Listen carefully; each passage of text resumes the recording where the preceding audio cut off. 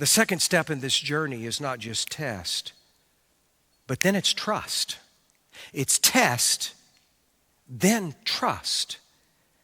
That's happening there in verses 2 and 3, and it's where the action is beginning to take place. Verse 2 is God calling Abraham to offer his son. Verse 3, so Abraham rose early the next morning, and he saddles his donkey, and he takes 2 of his young men and Isaac along as well, and he splits the wood for the burnt offering, and he arises and he goes to the place that God had told him to do. I mean, look at the elements of Abraham's trust in those verses. God calls him to do this, and then what does he do immediately? Well, he evaluates it. He spends a long day, prays more about it.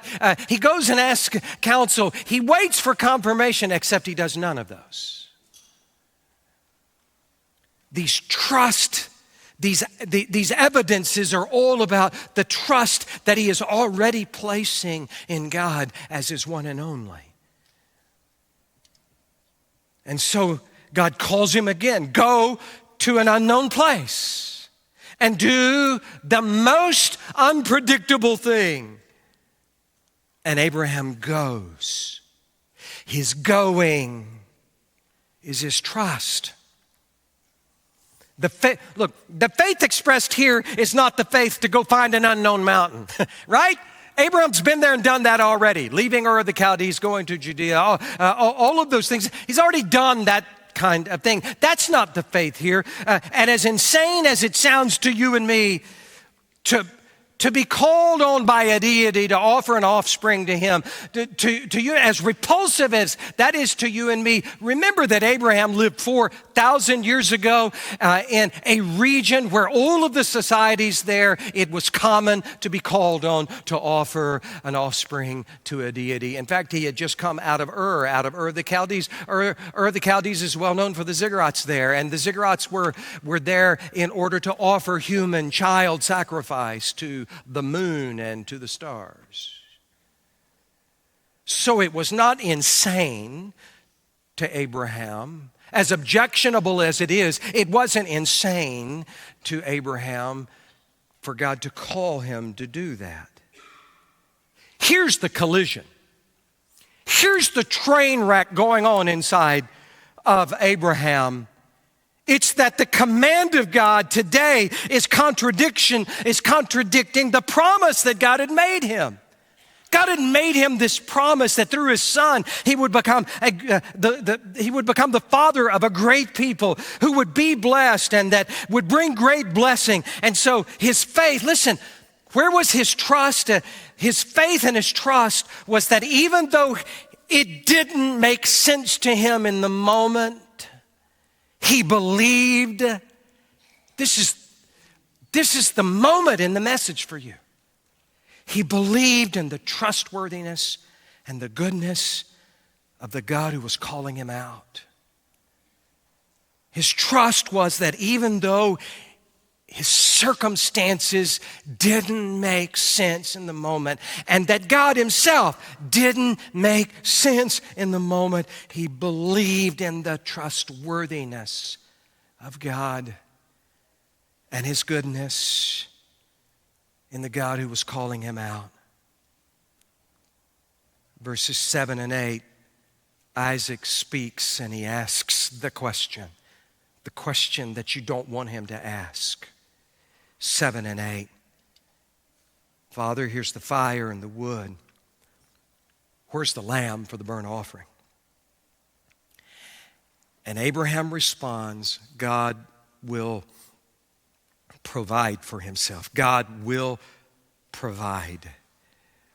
I mean, here's Abraham's real source of faith. Isaac is asking, here's the fire, here's the wood, but where's the sacrifice? And Abraham answers, God will provide for himself. And so in English, that word there is translated provide, but there's something so visual going on here. Look at Isaac. He's looking around. He sees the wood. He sees the knife. He sees the fire. He does not see the sacrifice. And so he asks, where is it? And Abraham answers, God will provide, except that word in the biblical text is actually God sees.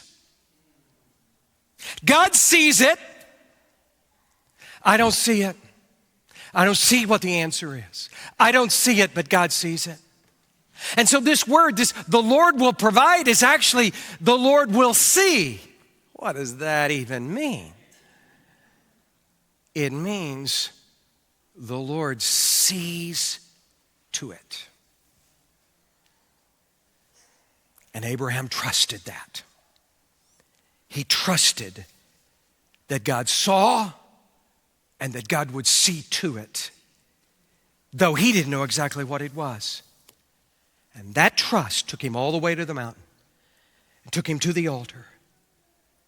And it took him to placing the knife in his own hand. We're going to draw it down right here, drawn down here. What is the outcome? What is the outcome of the person who trusts in God? Trust like I'm talking about right here. Well, let's just look at the outcome. And so you find it in Jeremiah, actually, Jeremiah 17. So Jeremiah 17, look at those two verses. Look at what the Bible says is the outcome of the life of the person who will trust God like this. Do you see the first word? Blessed is the man who what? Trusts in the Lord. You need this little kind of grammar lesson about the Old Testament. Whenever you see the word Lord in all caps or in small caps, as long as it's caps, that is the way that translators have decided to translate the word Yahweh, I am, Jehovah.